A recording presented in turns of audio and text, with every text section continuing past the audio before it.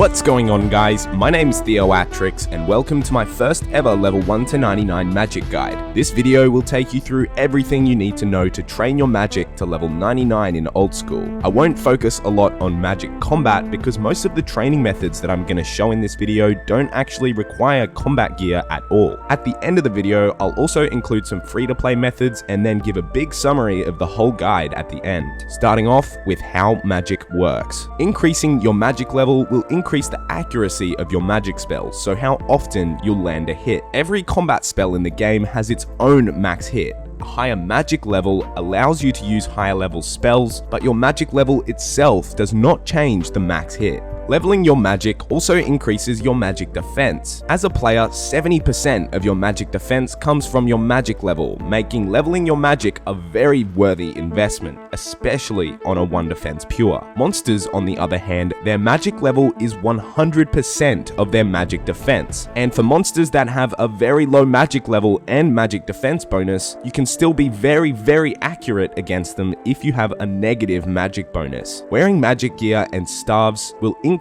your magic attack bonus, and this increases your accuracy with magic. Increasing your magic strength bonus can be done by wearing some of the highest tier magic gear in the game. The occult necklace is a must-have once you can wear it at 70 magic, and the other items that give a magic strength bonus range from 10 mil to over 100 mil in value. This magic strength bonus increases the max hit with spells and is the only thing in the game which will affect the max hit of spells, along with a few very niche items like the Tome of Fire.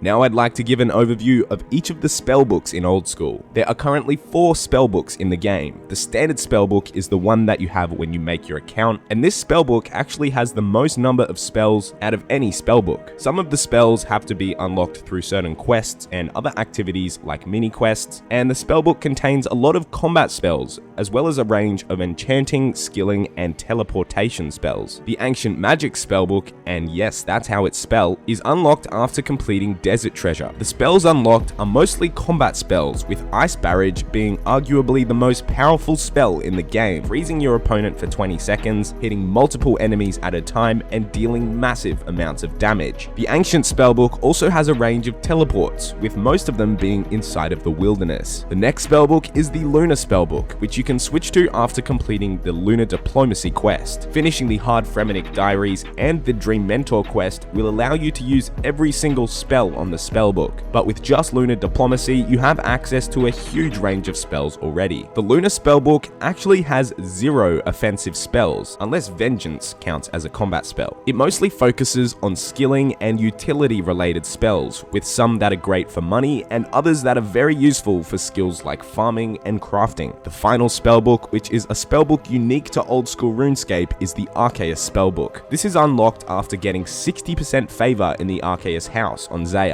This spellbook contains reanimation spells, which are a great, fast, and cheap way to train your prayer level. It also contains a lot of teleports to some very random locations. If you do consider training your prayer through the reanimation spells, then you do need to keep in mind that you gain quite a lot of magic XP through it. For every 10 prayer XP that you gain, you get approximately 1 magic XP. So getting 99 prayer through reanimation will net you over 1 million magic XP.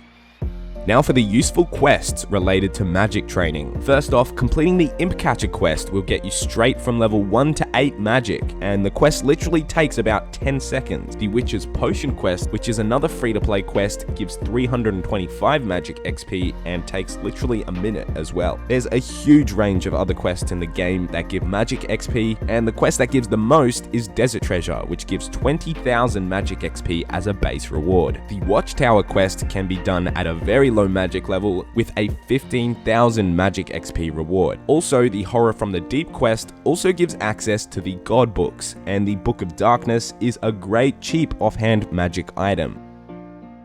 Time for the low-level training methods. At a very low magic level, if you don't want to do quests, your best bet is to work your way up the strike spells to Fire Strike. Mind runes are very cheap. As a free-to-play player, you can safe spot the Ogress Warriors to make some money while you level up. As a member, you can safe spot Blue, Green, or Lava Dragons for some solid money. Otherwise, you can train at Rock or Sand Crabs for fast XP.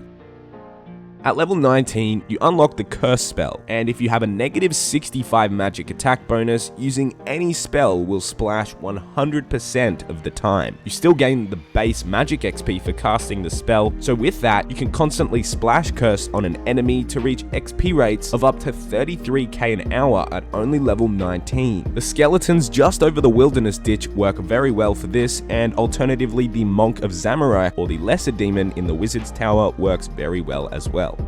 Now for the fastest ways to train your magic level. At level 4, you unlock the first crossbow bolt enchantment spell. It isn't worth doing as soon as you get it, because the first few that you unlock cost quite a bit of money and the XP rates aren't all that good. But once you reach level 50 plus magic, you can enchant diamond, ruby, dragon, and onyx bolts for extremely fast XP rates, reaching rates of over 500k per hour. You can train AFK with this method by casting 10 at a time, or you can one-tick them to cast it every single game tick, getting the maximum XP rate. Always be sure to check the prices on the GE before you do this method, because sometimes the listed prices on the Grand Exchange can be misleading. A method which is very fast is using the burst and barrage spells on a lot of monsters at a time. These spells are on the ancient spellbook, and at a lower level it can be quite expensive to train using this method, but as you level up, it gradually gets cheaper as you get more accurate. There are many places to burst and barrage in Old School, and the two best for the most XP are the skeletal monkeys in the Monkey Madness 1 caves and the maniacal monkeys in Monkey Madness 2. You can take advantage of the dragon bone necklace and the bone crusher on the maniacal monkeys, and using both of these items will allow you to stay there forever using no prayer potions. With Ice Burst, you can reach up to and over 300k magic XP per hour, and with Ice Barrage, you can get over 400k per hour. The main focus when bursting is to boost your magic strength bonus. Items like the occult necklace and the imbued magic cape are a necessity, and things like the Kodai wand and ancestral are expensive additions which will increase your XP rates by a lot. On certain Slayer tasks in Old School, it's actually most efficient to burst and barrage them for the fastest Slayer XP. The Greater Necraels and the Dust Devils in the Catacombs of Kurend are a great way to train your magic very fast while making money. There's a range of other tasks that can be bursted, but those two are very noteworthy since you'll actually make money back while getting massive XP rates. Before going straight for 99 magic, consider the tasks that you'll be bursting if you're going for 99 Slayer as well. Another method that fits into the fastest category is the Imbue and the Humidify spells, and these are very passive ways to train your magic, which theoretically take no time at all, making them really fast, but I'll talk a lot more about these methods in the AFK section of this guide. Moving into some good and reliable magic training methods. First up is Superheat item, and at maximum efficiency, you can get up to 100k magic XP per hour superheating any ore. Currently, there are none that profit from superheating, but the cheapest one is superheating iron ore, which will cost under 20 mil getting to 99. At level 55, you unlock high level alchemy, and you can alch an item and instantly teleport somewhere straight after for massive XP rates. Alching on its own isn't really worth your time, but doing Tele Alching can get you up to 130k magic XP per hour, but it can be a little bit more costly. The best way to do this is with the Camelot teleport while using the Smoke Battle Staff or the Tome of Fire and an Air Staff. Another great magic training method is Spin Flax, which currently makes money. I made an OS Buddy and GE price tracker for Spin Flax. If you want to check that out, I'll put a link at the end of the video. Spin Flax can get you XP rates of over 80k magic and crafting XP per hour, making it an awesome way to level your magic and crafting at the same time. It doesn't actually need Dream Mentor to use, and you only need Lunar Diplomacy to use Spin Flax. At level 80 magic, you unlock Stun, and Stun Alching can give you XP rates of over 180k XP per hour. You need to once again have at least a negative 65 magic attack bonus to do this, and soul runes are quite a lot more expensive than body runes, so it does cost quite a lot more to do than using curse. Moving into the AFK methods to 99 magic. Firstly, talking about the passive methods that I spoke about before. A passive magic trainer that most players choose to do while training agility is alching while you're running. This makes it so you won't lose any game ticks in whatever you're doing, but at the same time, you'll be gaining some magic XP from the alchemy.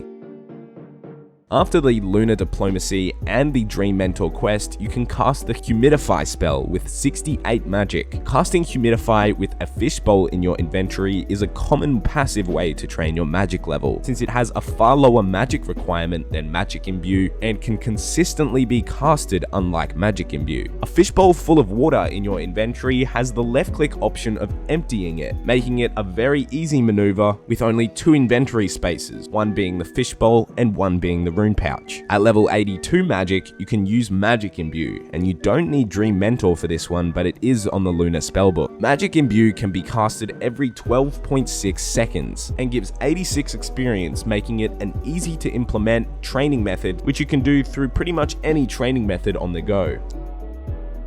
The next very AFK method is splashing, and you may notice a lot of players splashing at the rats in Lumbridge, and to be honest, splashing is not worth it on a main account with a defense level. So if you aren't a 1 defense pure, you're far better off AFKing at sand crabs or rock crabs or any other AFK area with some magic gear, because you'll get 5 times the XP rate, and it's still decently AFK. As a 1 defense pure, splashing with a negative 65 magic attack bonus can be quite worthwhile for some AFK magic training, with each AFK interval going for 20 minutes before you need to click again, which is pretty much the longest of any method in the game, but the XP rates are quite low. A notable AFK training method is the Nightmare Zone, and using the overloads available to you, you can boost your magic level more than an imbued heart would. And as an example, if you have level 62 magic, you can boost to level 75 magic with overloads and use the Firewave spell, which gives very high magic and hit points XP per hour. It is recommended to use a rock cake or a locator orb and absorption potions to ensure you can AFK for as long as possible. Another cost-effective method is using the fire spells on Steel Dragons. Steel Dragons have a chance of dropping the Draconic Visage, and they're extremely AFK with an anti-dragon shield and extended anti-fire potion. With the Elite Karamja Diary, the steel bars will be dropped noted, which can cover the cost of a lot of the runes that you use. The final AFK method I'm showing is String Jewellery, and you only need Lunar Diplomacy to use this and level 80 magic. This is probably my favorite AFK method, since the AFK time per cast is around 50 seconds of game time. You can reach XP rates of up to 150k per hour, and you also get a bit of crafting XP as well. It can be a pretty expensive training method, but for those that really like AFK training, this is probably your fastest. Now for the profitable magic training methods. At a low level, you can use the level 1 and level 2 enchantment spells to create items like the Games Necklace, the Ring of Recoil, or the Ring of Dueling. And most of the time, doing this will net you a profit. I'd recommend checking out a calculator or testing the prices yourself, but it is possible to get over 30 to 60k magic XP per hour with the higher level enchantments. Making teleportation tablets in people's houses is another excellent way to make money while gaining magic XP. The most profitable one is usually the teleport to house due to its super high demand. Doing 1 hour of making them, you can profit over 150k coins and gain around 20k magic XP. At around the level 60 mark, you can start charging orbs for profit. The most profitable currently is charging air orbs, which can make you over 400k GP per hour while giving over 30k magic XP per hour at the same time. All of the other orbs profit over 300k GP per hour as well, making this a great moneymaker that solely relies on magic. At level 78, you can use the Tan Leather spell, which is available to players that have completed the Hard Fremenic Achievement Diary, as well as have the Lunar spellbook. Tan Leather can net over 100k magic XP per hour, while making over 700k coins per hour. It's a good idea to test the prices for things like these, because you will need to make quite a big investment to buy a lot of untanned hides. Another very slightly profitable training method, which gives way better XP rates, is casting Plankmake with level 86 magic. You do need Dream Mentor to be able to use this, and you can get XP rates of over 160k per hour. With that, you profit while you make mahogany planks, but the other planks, sadly, you will be losing money. Another training method is casting Vengeance Other on a PvP world and then asking people for the loot. Jokes, don't do that. Now moving into the free-to-play methods. Imp Catcher and the Witch's Potion quest are both free-to-play quests, which I mentioned before, and that can get you straight to level 10 magic. Using the strike spells on the cows and goblins around Lumbridge is a great starting point for a free-to-play player, and then at level 19 you can cast Curse, as I mentioned, to get some fast XP rates at a low level. Another free-to-play training method is solely teleporting to places. At level 25 you can teleport to Varrock, at 31 to Lumbridge, and 37 teleport to Falador. Free-to-play players can also use the High Alchemy spell on rune equipment to minimize the loss on nature runes while getting fairly good XP rates. Instead of alching, I do strongly suggest using Superheat item instead, since it's probably a lot cheaper and a lot faster than using high-level alchemy. Now for a quick summary of the entire guide. I started off speaking about the low-level method, with the first being the strike spells and then splashing Curse for some decent XP per hour. The fastest ways to 99 were Enchanting Bolts, bursting and barraging the monkeys, bursting your Slayer tasks, and arguably Magic Imbue and Humidify could fit into the fastest category. Some very good, reliable training methods are the Superheat ore, especially on iron ore since it gives a 100% success rate on iron ore, Tele Alching spin Flax, which is a profitable way to train your crafting at the same time, and stun alching for really high XP rates. There's the AFK methods, alching, Magic Imbue, and Humidify. There was splashing, the Nightmare Zone, AFKing at Steel Dragons, and String Jewellery, and the profitable methods were Enchanting Jewellery, making Teletabs, charging Orbs, tanning leather, and using Plankmake. Anyways, that is my full level 1 to 99 magic training guide for Old School. If you enjoyed or learnt something interesting today, be sure to leave a like on the video and subscribe for more Old School RuneScape content like this. A quick thank you to the Monterey for his help with recording a lot of the clips in this video. I really appreciate it. Anyways guys, thanks for watching this video and I'll see you next time.